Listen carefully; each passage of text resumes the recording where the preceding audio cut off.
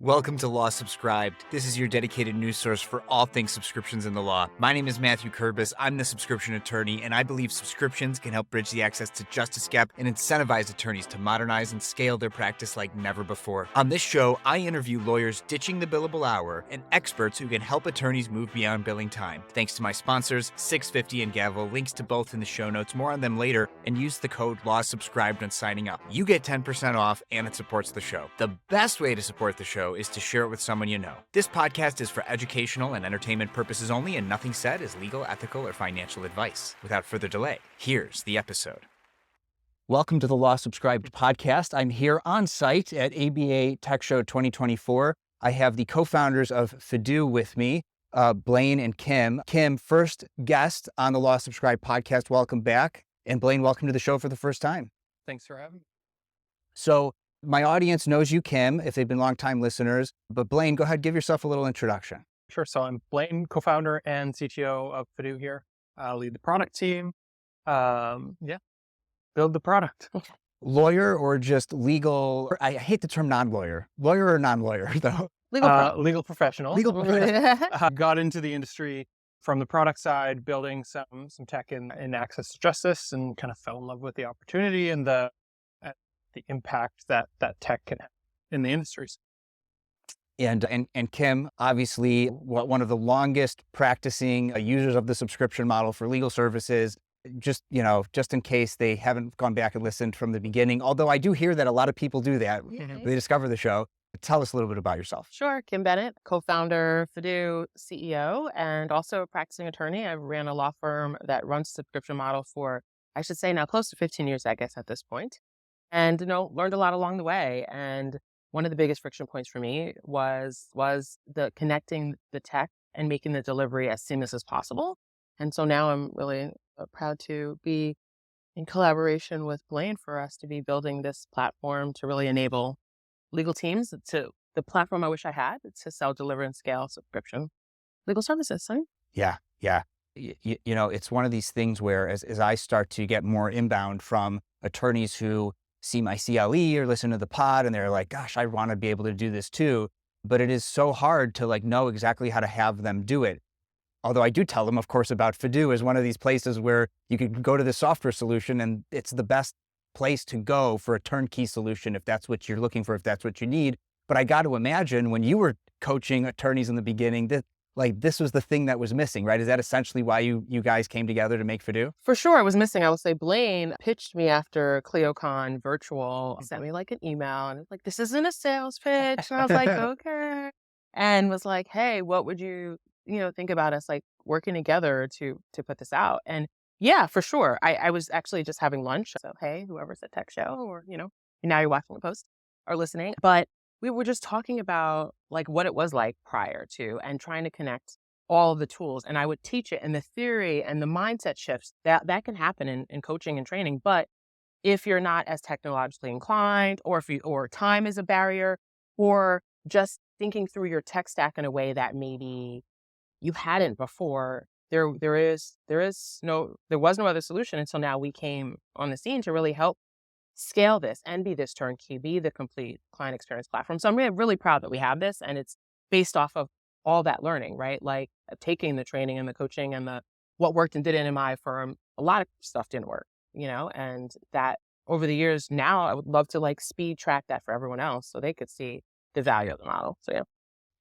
And then Blaine, for you, whenever you're starting a company, you're either there's a pain point that you're trying to solve, there's a pain point you've identified, you have to test to see if there's product market fit. So what was the entry point for you in wanting to come in and tackle this problem?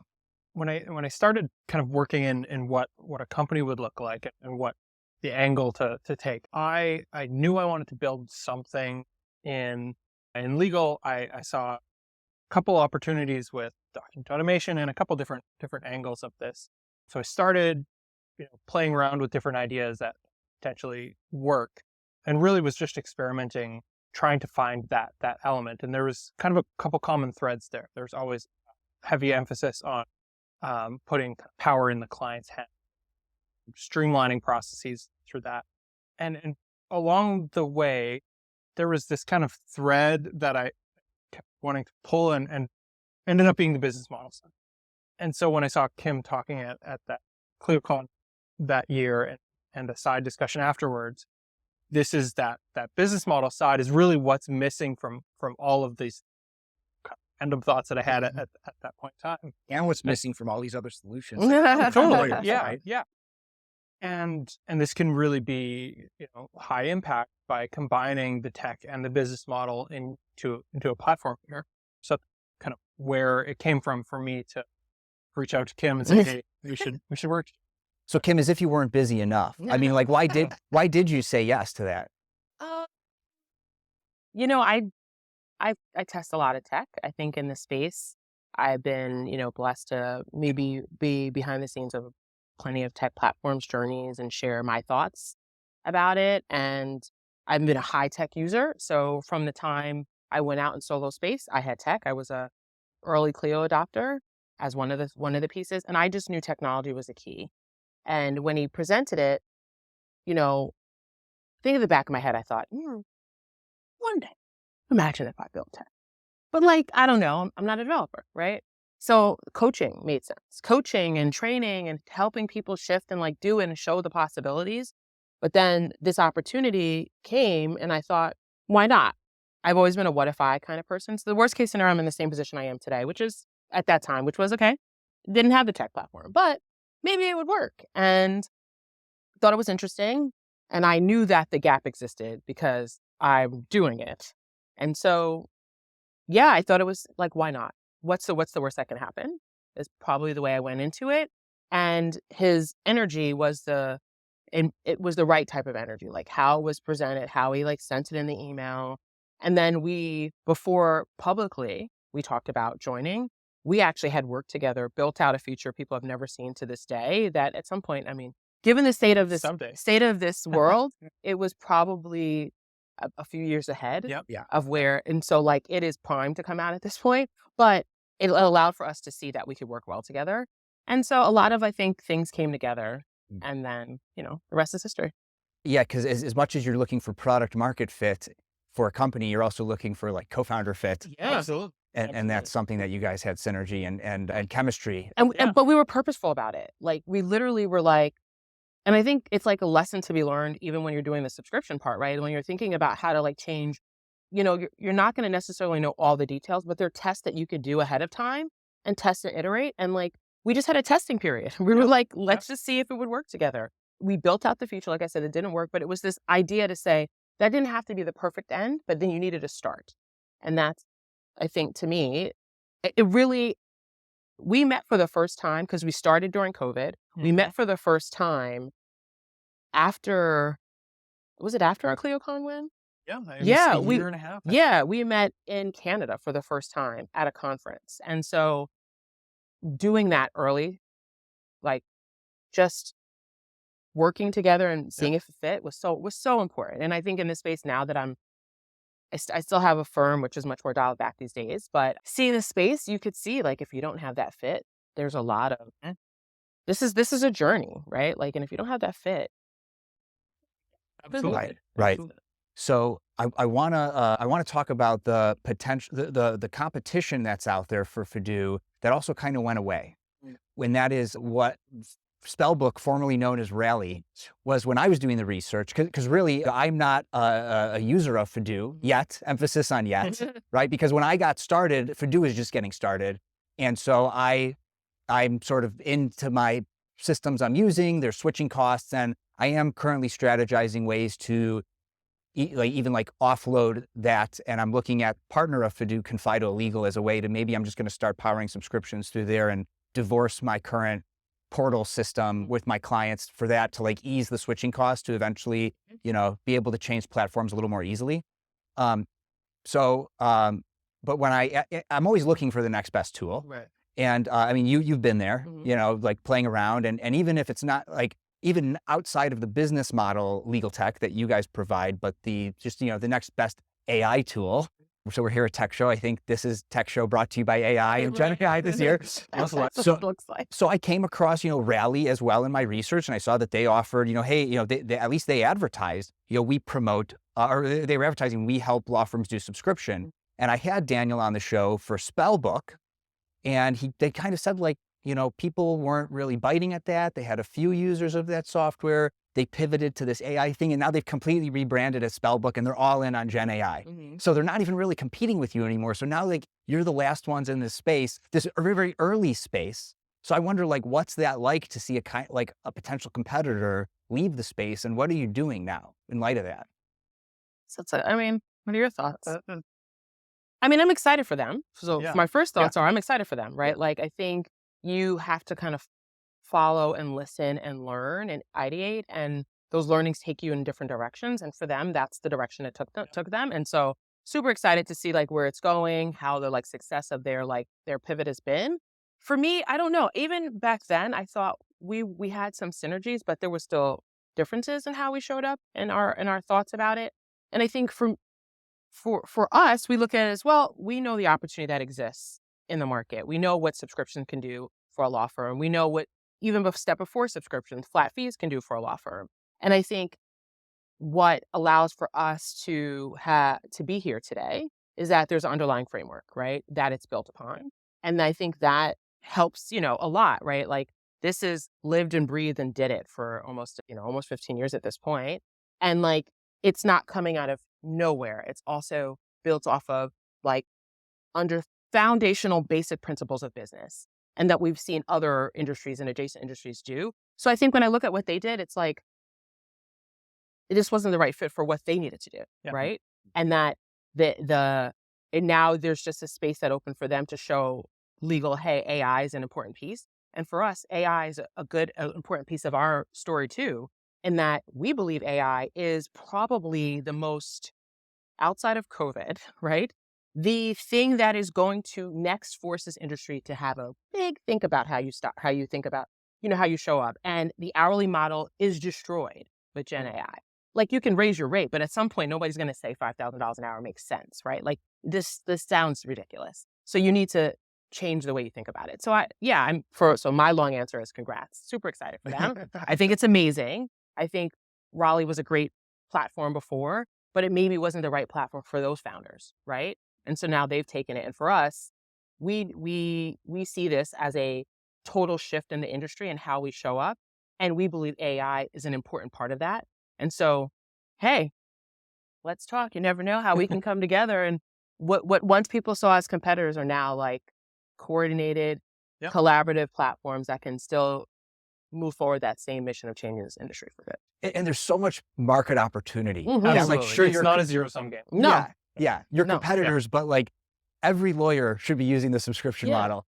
Quite frankly, I feel like we want competitors to come. That sounds crazy, right? The reality is, if we believe that this is a business model change, this is a fundamental shift that going back to the question of like getting into this. When I was coaching, I really believed that this was something to change the way we showed up. And before, when I wasn't and I was doing it, people would tell me it didn't work. At first, I'd be like, oh my God, how many times did they tell me it doesn't work when I know I'm doing it and it works? So then I would shut up and not talk about it. Then when you're coaching, you started giving people the opportunity. And now you have this platform. I can't do the level of coaching to change an industry, right? Like, what am I going to do? Like 20,000 seat rooms to do it? So I feel like the tech opportunity is there, and we need more tech platforms to continue down this path too, to really shift. Like if we only had one payment processor in legal, what the hell? If we only had one, practice management platform, it would be tough to get innovation. And so, a lot of words to say. We're excited when even more platforms come into the space to show that subscriptions are the future of legal services. Very much a rising tides lift all boats. That's the saying. Situation where, the more people talking about it, one tool isn't going to fit every single business out there. You need that kind of collective push in an industry some of the time. I've known the Spellbook Raleigh founders for quite a while. I'm so happy for them. This success is great, and it's been a ton of hard work. I've kind of followed their journey. So, competition is good. Different points of view on the same problem is. Let's talk about the features of Fidu. Sure. And then, Blaine will hear from you. Well, we'll hear from both of you, but in particular from the product side and like the development side, like how do you pick what to develop next too? I want to hear about. So like, like what sort of the current version, what features are available, and then like what's on the product roadmap, and how do you even choose what's next? It's a good question. I think choosing what's next is always a combination of feedback and kind of vision goals of kind of where, where we see needs shifting, where we see the industry shifting, being ahead of the curve, but also grounded in, what all of our customers need today and what their clients need today, and how do we make them more successful? How do we help them switch faster? How do we help them move away from hourly? What, all of the different permutations that goes into it. Yeah, Fidu is based on a lot of building block mentality. So how can we help you kind of build a knowledge base that influences how your client project management works? There's a lot of kind of intertwined things there. When I think of a product roadmap, I think of how can we further our goals of helping firms have a platform for their clients, the client project management, and provide a great experience through Fidu, but also keep their legal teams in the tools that they use day to day, and how can we bridge some of those gaps? So it's a lot of different kind of permutations of those core concepts that goes together to plan and build that roadmap.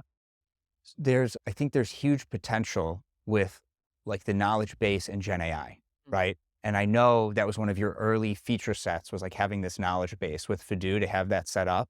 I just was talking to Dennis Kennedy, but we were talking about, because they have him and Tom Mile have a second brain project where they're always looking for this next best way to like tap into these extra resources for themselves.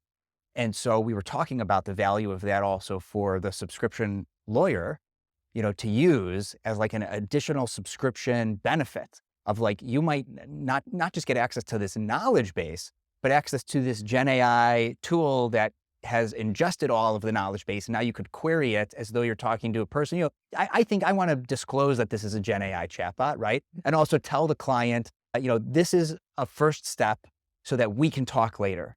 But then if they can't talk to you, if they need a question answered right away, instead of just going to the free ChatGPT, they're a subscriber. This is a subscriber benefit now. It's like knowledge base times 1,000,000. So are you looking as that on the product roadmap at all? I don't know if you're Without giving all the don't things really away. Comment on future roadmap. Right. Okay. That's all. That's Yeah. enough. Yeah. That's enough. Anyway. Sure. But I think I will say Gen AI, of course, is an important part of how we think about delivering continuous value without working continuous hours.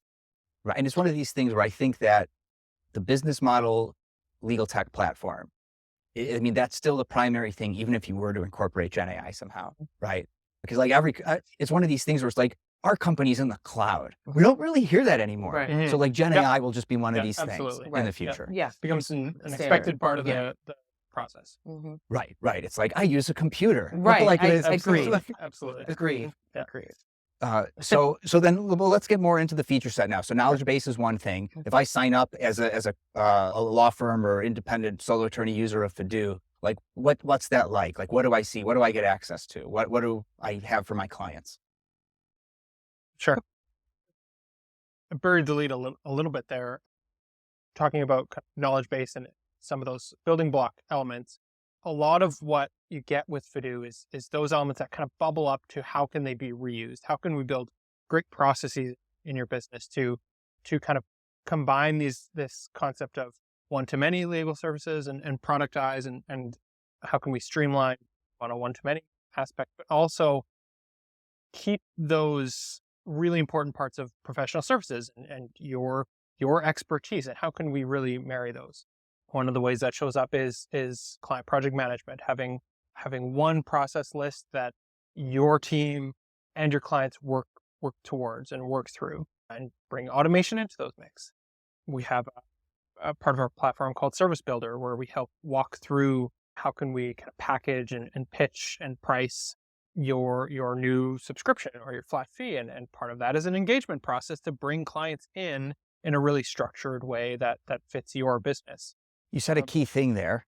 I know they say never interrupt your guest speaking, Go for it. but the pricing thing, because at least I seem to, whenever I'm talking at an event or something, like this seems to be the most difficult thing for lawyers. It's like, okay, yes, I get it. I hate billing time, but how do I price it? So you're saying that part of this onboarding process or part of developing your your subscription practice on Fidu is like you have features or building blocks that help you price these services? Like, what does that look like? Yeah, so I'll say it's not quite like we help you quite price it, but we help you put it in context to what you're doing. I think a lot of the gap, the one thing I probably, if you take away anything from what I say in this, is the price is not your issue. It's how you deliver it, right? It is what's inside of it, right? Every price and subscription actually works. And how do we know that? Look in the market, right? Look out in the market, like take legal out of it. There's a way to deliver at scale, $1, a $2. I will tell you multi-million-dollar businesses that have a $7 subscription, right? And so the question is what's inside of it. And so we really want to frame it in the context of how the pricing comes up. But yeah, I mean, a lot of what we do too in platform when they come in is to provide that support. So when you become a customer of ours, it's not like we like let you go to the, and just go. We have onboarding, we have office hours, we support you, and we work together with our customers to support them along this transition, right? The right Fidu customer is someone who is ready to say, hey, I know that running a process-driven law firm will allow for me to scale, allow for me to get space back to make better decisions, allow for me to open up new revenue opportunities, and I just need the platform to deliver it. And I think going back to your other thing too about what does a firm get when they come in, it's that second brain. So I'm a lover of the idea of the second brain and building a second brain. So if anybody wants a resource, Tiago Forte, he has a book, Building a Second Brain, or Para. It's a concept that I've used for many years, and it does, it plays into how we think through. But I think that idea of like, hey, I'm a firm, I have all this knowledge. How do we make them these building blocks, repeatable resources to use over and over again, and then to deliver a curated, customized experience to our clients that isn't hard to deliver. It's a click of a button to deliver. It is the client started it, right? And so that's what you come in and you say, I have all this knowledge. Let me drop my knowledge in here. Great. Now that I have all this knowledge, now let me connect that knowledge into a process that gets a client to the next step in a matter or issue that they're doing. And then it's like, okay, I have those things. Now let me build it up to a larger piece, which is my service, so that a client can click a button on my website and then go from not being a client to being a paid, signed engagement, approved, and then coming into their experience will they communicate with us ongoing. And then they can access these things. They can leverage AI, and they can leverage our forms. They can leverage our documents. They can leverage our messaging. They can leverage getting moving work forward and getting access to their attorney without the attorney and the legal team feeling like I need to be there every moment of the day. So you talked about messaging. So there's like client portal features right within Fidu. Yeah. Client Portal Plus is how if you want the simplest way to think about us, we are Client Portal Plus. We are beyond what you think of a client portal today, but we definitely replace your client portal today. And we bring a ton more back of the house, 10 more behind the scenes, automations, project management, messaging to them. So secure document sharing. Yep. Secure messaging back and forth, what you just said, right? So those are big features. What about like being able to like schedule calls? So like I'm like in my, cobbled together with duct tape client portal, multiple solutions. Like I have a Calendly link embed, in mine. Like am I able to do something like that if I really like using Calendly? Yep. Okay. We have a direct integration with Calendly to help bring those links in quicker.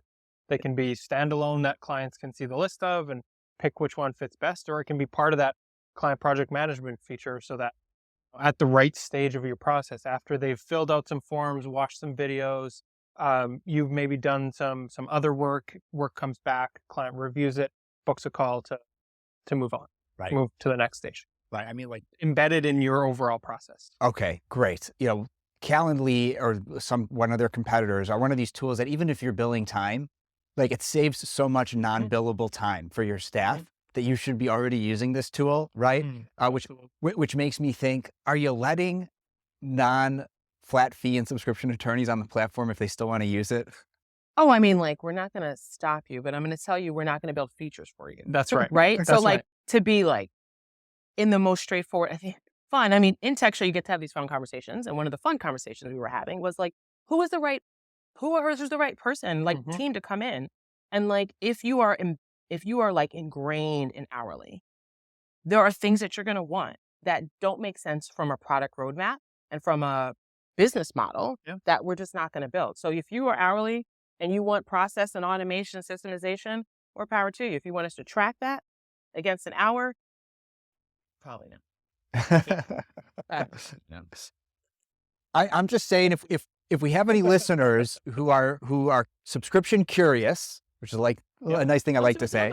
Well, you could do the demo. Are you guys, I don't know, at the time that this goes live, will there still be like a free trial, something probably? When I went solo, I pivoted from mostly litigation to a transactional only practice. I did not have a database of documents to automate. That's why a business and employment legal document database and automation tool like 650 is super useful. I can rely on the quality of the documents in 650's database since they're putting excellent legal minds to work curating and updating their documents and automations over time. When you're not billing by the hour, outsourcing and efficiency matters, and 650 can help you scale your practice to get high-quality documents drafted in less time. Use the code LAWSUBSCRIBED at 650.com and when being onboarded to get 10% off. If you're not a business and employment attorney or you have your own documents that you'd prefer to use, then my next sponsor, Gavel, is the automation tool for you. Gavel allows you to build shareable, client-facing workflow and document automations. In other words, Gavel helps you create a legal practice where attorneys can monetize the value they bring clients in productized form and scale via subscriptions and flat fees. Use the code LAWSUBSCRIBED at gavel.io to get 10% off an annual subscription. There's no one right way to automate and scale your practice, but with one or both of my sponsors, 650 and Gavel, you can take your subscription law firm to the next level. Links to both in the show notes. Now back to the show.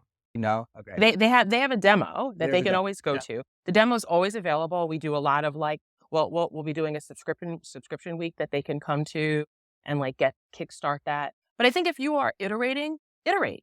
Enjoy the iteration. Be a part of that. Enjoy that process. There is so much enjoyment. But we want you to take action, right? Because we know the power of the model. And if you stay in iteration, you're not going to see the value of recurring revenue. You're not going to see the value of having a $10 a month subscription with a $1,000 project added on top of it and how that will take your revenue fast track to a really good experience. And that's just not me saying it. Those are like things that happen when you model it out. So while we love iteration and we can talk about it and I will meet you at conferences and we can have conversations, we would say come to demo when you're iterating and then sign up for Fidu when you're ready to.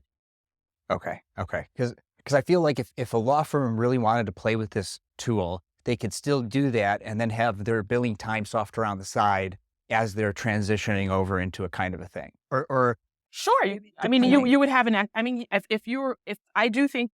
I think there's always transition periods. Right. And so if you're in a transition period, come on. Again, we don't want to stop people. No. I think it's more like we want it to feel like a good fit for you too. Like it feels like the return on your investment of time, energy, your resources gets back what you were hoping for. And that does require you to say, okay, I want to make this shift. And then we have the support behind the scenes to help you. Like we're there. We do tons of support as a customer, whether that's included as a part of the subscription or if there's upgrades that people like. So before I forget, I also don't want to talk too much about this because like this is what we're about to be engrossed with at Tech Show, is something you said earlier, Kim, which was how, Gen AI is the most significant thing that has occurred that incentivizes to stop billing your time. So this is one of the talks that I'm giving at Tech Show with Stephanie Everett of Lawyerist, right? So this episode will go live after Tech Show. And so, and that recording won't be available until right before next year's Tech Show. So you should have come to Tech Show. Sorry. But I'm 100% there with you on that. I think like this is the most significant thing. Now, lawyers, and it's not $5,000 an hour, by the way, it's $25,000 an hour. I was just trying to be like basic. Oh yeah, I know. But I've heard lawyers say like, no one's going to want to pay thousands of dollars an hour. But it's like, if you actually do the math, like to make 0.2 that you used to bill $500 an hour to make $5,000 on, like you have to, charge $25,000 an hour. It's unbelievable, right? So there's no better reason why now you shouldn't just be finding the better solution. It was always more profitable to not bill your time. Right. Now it's just more obvious, right? I've always thought, and I am not a tech person either, like I'm not a developer person, but I'm very product minded as well. And so I've always thought it would be really interesting from an onboarding perspective and the way you're talking about building blocks, that if I could have an onboarding experience like this, where it's like a character builder in an RPG, like a video game. But seriously, right? Like if I could build, and I haven't played Baldur's Gate 3 because I have a 3-year-old and I am a solopreneur twice over, but I really want to play Baldur's Gate 3. And so at least at the time of publication of this episode, that'll be in the mind share of everybody. You could have, they have characters, pre-built characters that you could come in, and if you want to be a mage, you could be a mage. If you want to be a warrior, you could be a warrior, or you could create a custom character. So I've thought about, for if you already have building blocks, why not be like, this is your mage setup. And so I could just go into mage setup instead of just having to come in and do a custom one, which all the platforms do custom ones, right? Like I want to pick my character class for the type of subscription lawyer I want to be. Are you doing anything like that? And can you? Well, these are all fun questions. Yeah. I will say, stay tuned. I will say, though, I think it's the right way to think about how we need to reframe how we approach service delivery. And so what does that then mean when you're building out your business? So, well, I want it to be exactly my exact way. And yes, I want your way to show through. Yes, I want it to be an experience that you've designed. But then how do you have a place where you can learn from others? Like the precedent side of us would make sense that people would step into this more. But I think there is something else there that also exists. I don't know, maybe it's a little ego, maybe it's a little like just the love of tinkering, perfectionism that makes people sometimes want to start from scratch because it's like their thing. But I do think this idea of having a place to start where you can pick a bit of like choose your own adventure. Like I think of it as like a choose your own adventure. And like, yeah, this is the adventure. This is generally the adventure I like. And let me try this adventure and I can tweak it a bit, but I don't have to go from 0. I can start at 25. I can start at 50. And then what that end 90% looks like that I'm going to still improve is based off of what I do, but I didn't have to spend months, hours, days.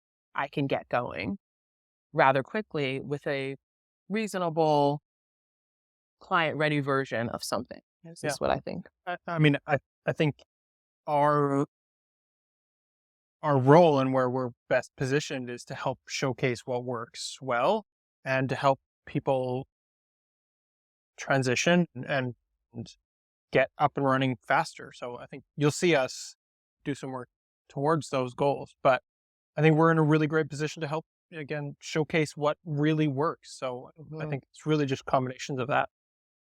So what I also heard you say is you could respect your character.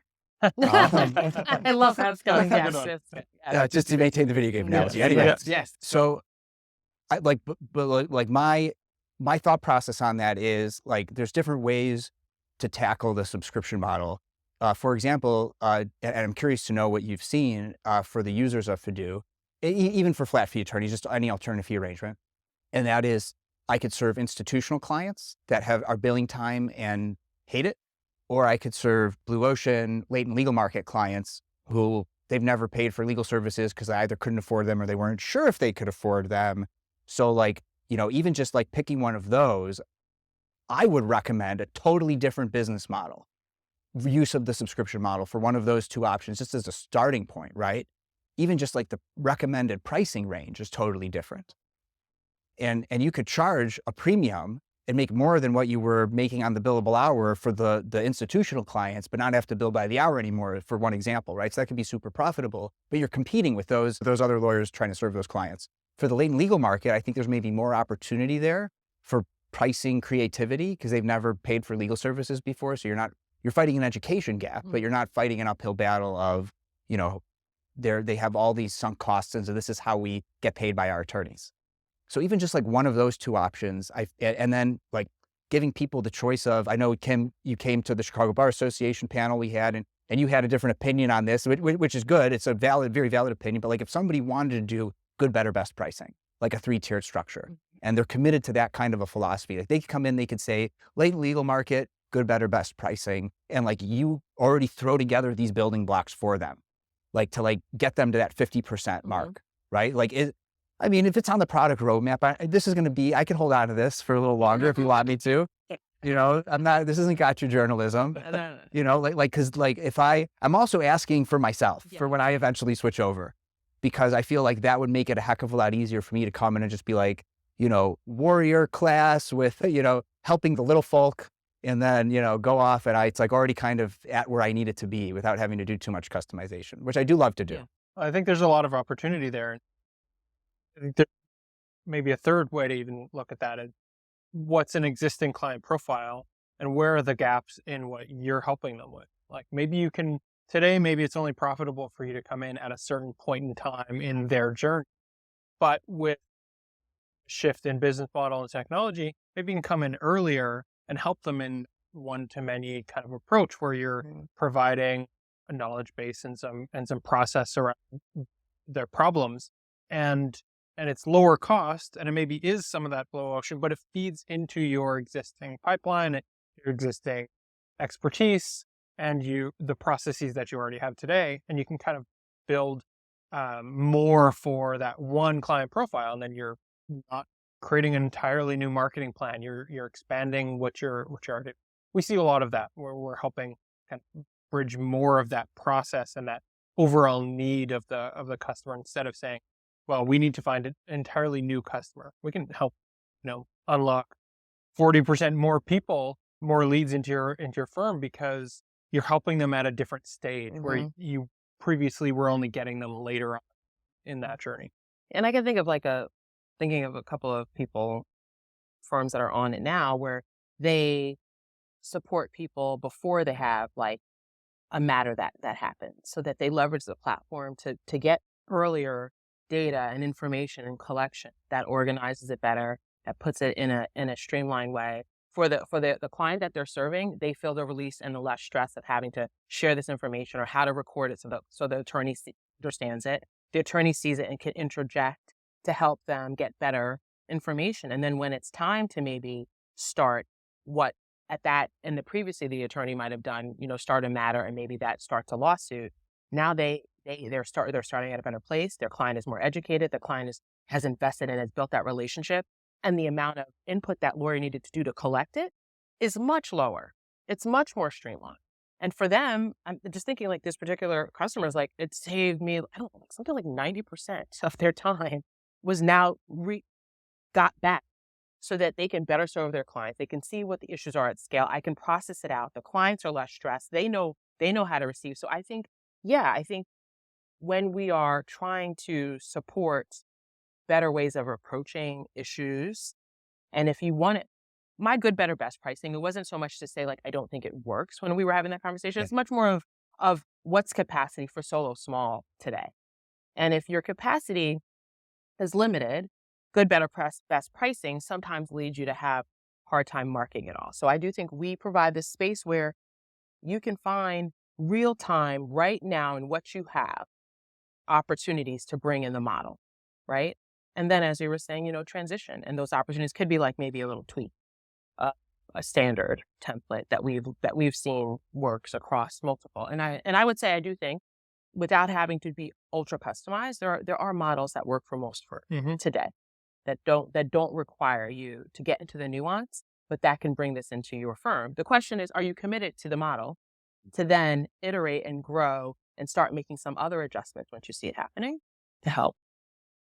I'm thinking of an attorney I had on my podcast, Mathew Kerbis. He's an Australian attorney, and they've dabbled with all sorts of versions of subscription model, but the only one they're really offering right now is an annual fee there's an estate planning firm, for an annual check-in on your estate plan to see like, is everything okay? And I think their lowest price they charge for, they might have like 2 or 3, prices for that is like $100 or like $99. And it's just to check in. And even if like, okay, so like no changes, like it's good, everything's good to go, that might be worth $100 for somebody, right? So there's value there.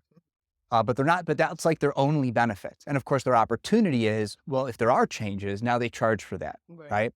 My recommendation to him during the interview was, well, can't you incentivize more people sign up for that by like offering a 10% discount on your fees, on the other fees, like if they're subscribed to that or something like that. And he was interested in that. So like, is that a type of thing that you could do through Fidu? Yeah, of course. The variations of what you can offer in platform are there for you, right? Because of the building block mentality of how it's set up, that you can say, great, you have access to these pieces at the right time. In Fidu, what does that look like? You set up a project, The project would go over the course of potentially 12 months. You would set it up because we have timing and delays and all that. It could send information. In fact, we could probably add, without him even adding anything to it, value to that exact same subscription. And maybe, technically, maybe he doesn't want to get the 10%. He now added value by systematizing that delivery. That's what we would do. So like what Blaine was saying before, we could take what he has right now, take that same subscription, put it in platform, deliver it, and the way it's delivered gives value. The way you provide information can give value, and that maybe you can then offer the discount. But then, when you get there, they can say, great, I want to start this particular project, and they can start the process of kickstarting a new project because after their meeting, it seemed like they need to do an adjustment to their well or to their trust or whatever. You can also start reframing that kind of update conversation to, we put all of your info, or we bring your information into the platform, and when things change, there's a form to fill out to start this process, or to just record keeping that can start to inform what that update looks like. When you're updating this, you get brought into a process that reviews whether that was a substantial update that you need to go to the higher end update or the simple update. There's a lot that you can do just by kind of reframing what that client experience looks like. If we think of it from being more point in time, when the new house is purchased, let's get the records in place instead of waiting that whole year for the check-in to come. We start to think of it, as that need occurs instead of delaying that. Something I've learned now, I'm almost 2 years, I'm a month away from 2 years into having my own subscription law firm. Congrats. Thank you. It feels like a heck of a lot longer. And the podcast started years before. So it's been a journey, but something I've learned, and this may just be a problem with my current client portal solution, in that it doesn't look very pretty. And the user interface is so. It functions incredibly well, and it does exactly what I need it to do. It just doesn't look very good. And the user experience is not great. It's okay. It's sufficient. But more than, like around half my clients, I don't even use the client portal. It just mostly is there for the onboarding, that makes it really easy to onboard the clients and powers the subscriptions integrated with Stripe. And that works incredibly well. It's easy. That's the most important thing. And as much as I try to corral my clients to the client portal, they still want to email me. They still want to text me. They still want to call me without booking a call. And if they're paying me enough of a high enough subscription, I'm definitely going to pick up that call. So it's one of those things where, I could be better about pushing them to the portal, but I'm still only 2 years into this kind of a thing. I don't know what your experience has been with hearing from the lawyers using your platform, but is this a pain point for other attorneys too, that are trying to get their clients to use the client portal because it's going to make everything more efficient? That's a problem I think every changing solution goes through. Change management is a thing. I think one of the best things that a shift in business model gives you is the permission to rethink how you approach these issues and say, if we're going to offer this in a new way, we're going to put some boundaries in place to make this make sense for both of us. One of which is we communicate through this portal. One of which is you send files and fill out forms as part of this process.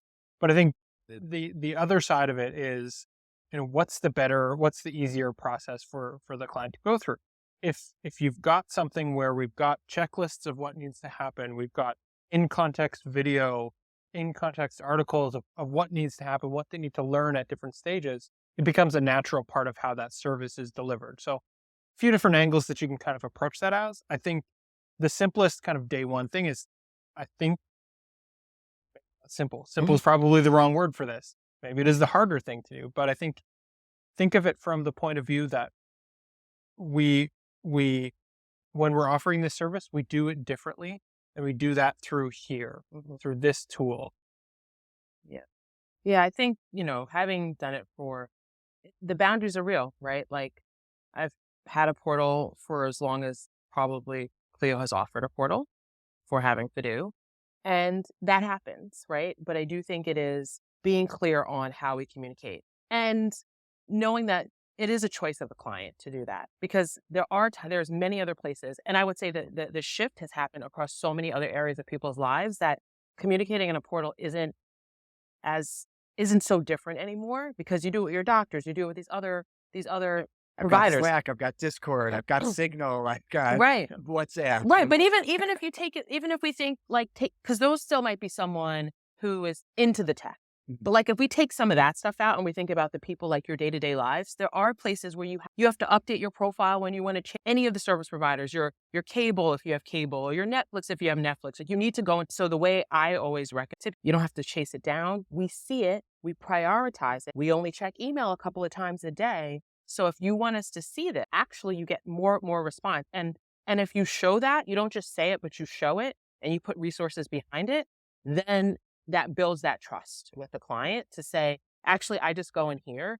And like, I think too, it's like, what are the ways that you shift it? You could say like, well, add this to your phone. Or like, what does that initial process look like to get them to see how to make it as simple as opening up an email, as simple as tapping, if they're onto their phone, tapping the phone, or bookmarking on their browser. Like what? We're starting to wrap up the interview here. We'll start with Kim. We'll end on Blaine for final words, and then we'll ask a couple of fun questions. Yeah, I would say the journey for me has been really amazing.